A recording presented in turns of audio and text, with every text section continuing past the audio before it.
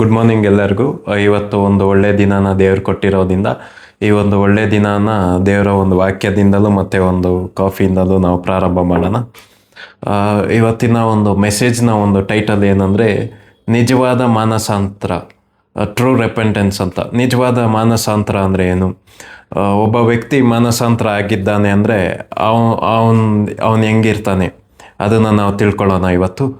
ಅದಕ್ಕೆ ಎಲ್ಲರಿಗಿಂತ ಮುಂಚೆಯಾಗಿ ಮಾನಸಾಂತರ ಅಂದರೆ ಏನು, ರಿಪೆಂಟೆನ್ಸ್ ಅಂದರೆ ಏನು ಅಂತ ನಾವು ತಿಳ್ಕೊಳ್ಳೋಣ.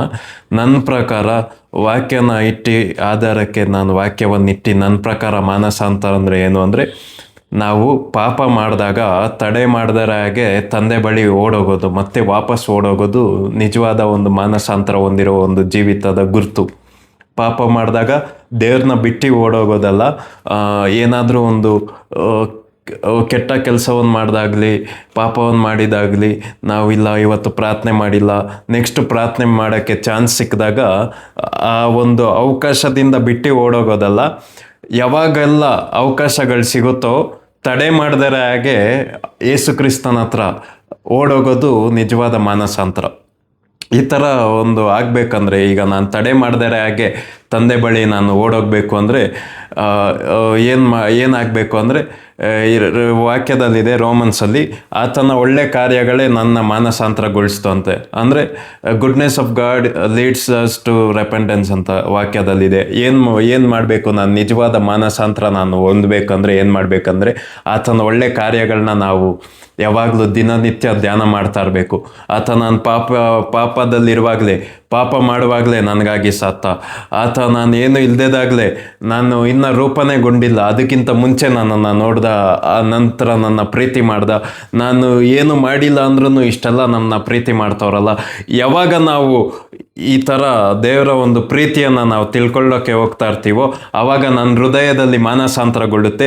ಸಿಂಪಲ್ಲಾಗಿ ಒಂದೇ ಮಾತಲ್ಲಿ ಮಾನಸಾಂತರ ಅಂದರೆ ಏನು ಅಂತ ನಾನು ಹೇಳೋದಾದರೆ, ಒಬ್ಬ ಕ್ರೂರಿ ದೇವರ ಒಂದು ಇಮೇಜ್ನ ನನ್ನ ಮೈಂಡಿಂದ ತೆಗೆದು ಒಬ್ಬ ಪ್ರೀತಿಸುವ ತಂದೆನ ನಾನು ನೋಡ್ತೀನಲ್ಲ, ಒಬ್ಬ ಪಾಪ ಮಾಡಿದಾಗೆಲ್ಲ ಕೈ ಬಿಡೋ ದೇವ್ರನ್ನ ನಾನು ತೆಗೆದಾಕ್ಬಿಟ್ಟು ಏನೇ ತಪ್ಪು ಮಾಡಿದ್ರು ನನ್ನ ಪ್ರೀತಿ ಮಾಡುವ ಒಂದು ತಂದೆಯ ಒಂದು ಇಮೇಜ್ನ ನಾನು ನೋಡ್ತೀನಲ್ವ, ಇದು ರಿಯಲ್ ಆಗಿ ಮಾನಸಾಂತರ. ನಾನು ಪ್ರಾರ್ಥನೆ ಮಾಡುವಾಗ ಭಯದಿಂದ ಮಾಡೋದಲ್ಲ, ನಾನು ಪ್ರಾರ್ಥನೆ ಮಾಡುವಾಗ ಪ್ರೀತಿಯಿಂದ ಮಾಡ್ತೀನಲ್ವ, ಇದು ನಿಜವಾದ ಒಂದು ಮಾನಸಾಂತರ ಆಗಿರೋ ಒಂದು ಗುರುತು. ನಾನು ವಾಕ್ಯ ಓದುವಾಗ ಓದಿಲ್ಲ ಅಂದರೆ ಕೆಟ್ಟದಾಗುತ್ತೆ ಅಂತ ಓದೋದು, ಭಯದಿಂದ ಓದೋದಲ್ಲ, ನಾನು ಪ್ರೀತಿಯಿಂದ ಓದ್ತೀನಲ್ಲ, ನನ್ನ ತಂದೆ ಬಗ್ಗೆ ನಾನು ಇನ್ನೂ ಚೆನ್ನಾಗಿ ತಿಳ್ಕೊಳ್ಬೇಕಂತ ಓದ್ತೀನಲ್ವ, ಇದು ನಿಜವಾದ ಒಂದು ಮಾನಸಾಂತರ.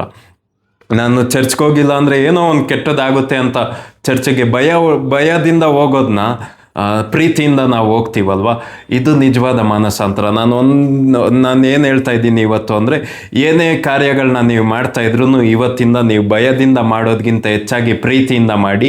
ಆ ಪ್ರೀತಿಯಿಂದ ಮಾಡ್ತೀವಲ್ಲ, ಇದು ಏನನ್ನ ಸೂಚಿಸುತ್ತೆ ಅಂದರೆ ನಿಮ್ಮ ಒಂದು ಮನಸ್ಸನ್ನ ಸೂಚಿಸುತ್ತೆ. ಇದು ಮಾನಸಾಂತರ ಆಗಿದೆ, ಇದು ರಿಪೆಂಟ್ ಆಗಿದೆ, ಇವನ ಲೈಫ್ ರಿಪೆಂಟ್ ಆಗಿದ್ದಾನೆ ಇವನು ಲೈಫಲ್ಲಿ ಅಂತ ಇದು ಸೂಚನೆ ಮಾಡುತ್ತೆ. ದೇವ್ರಿಗೆ ನಾವು ಭಯದಿಂದ ಮಾಡೋದಕ್ಕಿಂತ ಪ್ರೀತಿಯಿಂದ ಮಾಡುವಾಗ ಅವ್ರಿಗೆ ಮೆಚ್ಚುಗೆ ಆಗಿರುತ್ತೆ. ಅದಕ್ಕೆ ಇವತ್ತು ನಾವು ಒಂದು ಕಾರ್ಯವನ್ನು ತಿಳ್ಕೊಳ್ಳೋಣ, ಭಯದಿಂದ ಮಾಡೋದು ಬಿಡೋಣ, ಕಲಾಚಾರದಿಂದ ಮಾಡೋದು ಬಿಡೋಣ, ರೆಗ್ಯುಲೇಷನ್ಗಳನ್ನ ಮಾಡಿಲ್ಲ ಅಂದರೆ ಹಿಂಗಾಗುತ್ತೆ, ಇದು ಮಾಡಿಲ್ಲ ಅಂದರೆ ಹಂಗಾಗುತ್ತೆ ಅಂತ ಒಂದು ಕಟ್ಟುನಿಟ್ಟಿಂದ ಮಾಡೋದನ್ನ ಬಿಟ್ಟು ನಾವು ಪ್ರೀತಿಯಿಂದ ಮಾಡುವಾಗ ಅದನ್ನು ಪರಲೋಕದಿಂದ ನೋಡೋ ನಮ್ಮ ತಂದೆನೂ ಖುಷಿ ಆಗ್ತಾರೆ. ಆಮೇನ್. ಇವತ್ತು ನಿಮಗೆ ಒಂದು ಕಾರ್ಯ ಅರ್ಥ ಆಗಿದೆ ಅಂತ ಅಂದ್ಕೊತೀನಿ. ನಿಜವಾದ ಒಂದು ಮಾನಸಾಂತರ ಆಗಬೇಕಂದ್ರೆ ಅವರ ಒಂದು ಒಳ್ಳೆತನನ ನೀವು ಜ್ಞಾಪನ ಮಾಡ್ಕೊಳ್ಳಿ. Amen. Have a nice day.